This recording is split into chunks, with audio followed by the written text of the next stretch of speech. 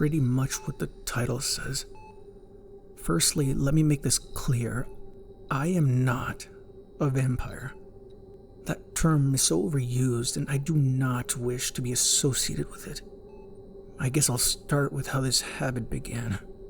See, I used to intern at a hospital. I aspired to be a surgeon, and quite often I'd be right there in the room with the professionals, watching them operate and learning the methods. I'm not sure where exactly I began to develop this lust, but I do know it began with the blood bags. I'd be intently paying attention to the surgeon's procedures, taking notes with my eyes fixated on their careful hands and precise incisions, the way the blood rose to the surface of their skin, pooling slightly before being cleaned away. I couldn't help but notice it. It gleamed under the surgical lamp, creating this brilliant sparkle that twinkled and danced. Instances such as these, the ones where I'd find the abstract beauty in the very thing that kept our bodies operational. Our own substance, our own holy liquid. That made me curious, very curious. I'd think to myself about how miraculous it was, how incredibly fascinating the human body was. After a number of these sessions, my curiosity grew to abnormal proportions. I couldn't stop thinking about how precious the blood was, how we're created with just the perfect amount to keep us alive. Lose too much, you die. Take in too much, you die. As I said, this all started with the blood bags.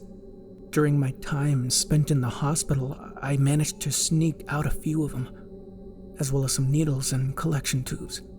Over the course of about a week, I'd say I had successfully obtained the things I needed and created my own in-home setup. In my curiosity, I began taking my own blood. I'd cook myself a full-course meal beforehand, including lots of red meat, water, spinach, fish, and eggs, all things to help my body replenish after losing blood. Once that was completed, I'd set myself up, stick the needle in, and wait for the bag to fill. Everything was clean. I'm not a moron. I knew what could come of having unsterile equipment. Come on. Plus, I'd limit myself to only doing this for once every 72 hours. After about 7 sessions or so, I'd gathered myself quite the collection of blood bags that I kept in my meat freezer. I'd go to the hospital as normal every time, and I'd look just as put together as anyone else in the facility. However, I began to slip into my addiction. I started stealing more and more bags, robbing the hospital of more and more equipment.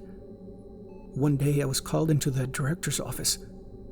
She told me she knew I'd been stealing and showed video evidence of me sneaking away 2 handfuls of syringes. I was asked to leave. Of course, being an intern and all, so I did. I went home devastated. I couldn't believe that I had been so stupid, so careless. I couldn't bring myself to look at my in-home setup when I walked through the door. I simply waltzed past it before plopping down at the dining room table and cracking open a beer. Then 2, and then 6. At my 8th beer, my judgment was incredibly clouded. I opened the meat freezer and began analyzing the collection I had built. Life's most precious liquid, huh? I thought to myself, cracking open another can. That's where humanity's got it wrong. This is life's most precious liquid. I grabbed one of those bags and felt it in my hand. It was so much lighter than I'd remembered. How about a toast? I asked aloud. To my blood. I stumbled to the microwave before popping the bag in for 45 seconds. I waited, swaying back and forth for the beep to come, ringing out from the machine. Once I did, I opened the microwave and the entire kitchen was flooded with a scent of copper. Hooray for science, am I right, fellas? I asked no one. Using a steak knife, I tore the plastic and poured the crimson liquid into a glass. Steam rose from the cup and the aroma punctured my nostrils. Hesitant at first, I took a small sip. then a gulp. Then before I knew it, I was chugging the stuff.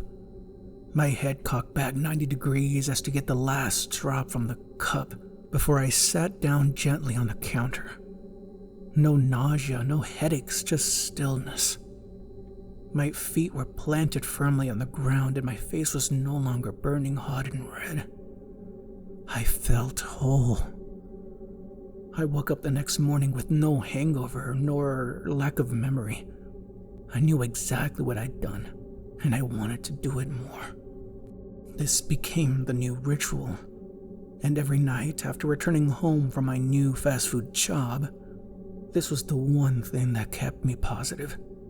The one thing that made me feel normal and welcomed. Something that didn't belong to anyone but myself, and I took solace in it. I wouldn't say I seriously can't stop, but I will say it would be like a spike to the heart. This is the closest I've ever felt with myself, and the last thing I want to do is ruin that.